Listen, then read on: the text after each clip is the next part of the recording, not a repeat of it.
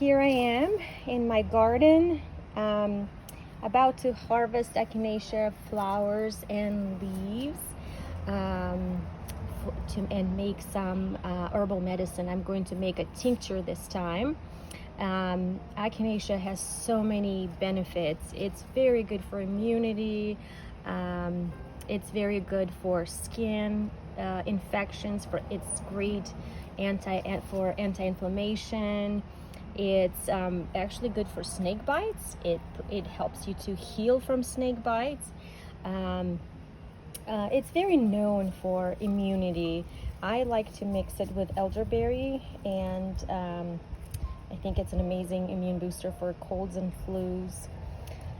Today is full moon, and I'm collecting flowers and leaves during the full moon because it gives you the most potency in your medicine. So let me collect some of the leaves and flowers and take you to my kitchen. All right, so here I am in my kitchen.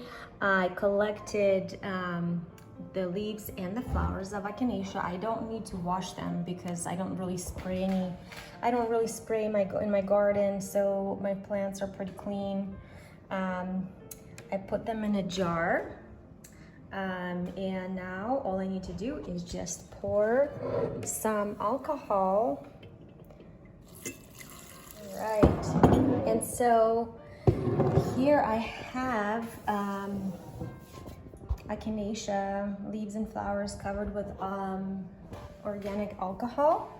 I'm going to close the lid, and leave it out for about 40 days. And then I can strain the flowers and the leaves and just leave the medicine, and you can mix it with other herbs, with other tinctures like elderberry, lemon balm. All right, so don't forget to label your medicine. This way you know when it is okay to use it. You'll just leave it out for I usually leave it out for 40 days, sometimes longer than that. And then you can strain it and it's ready to go.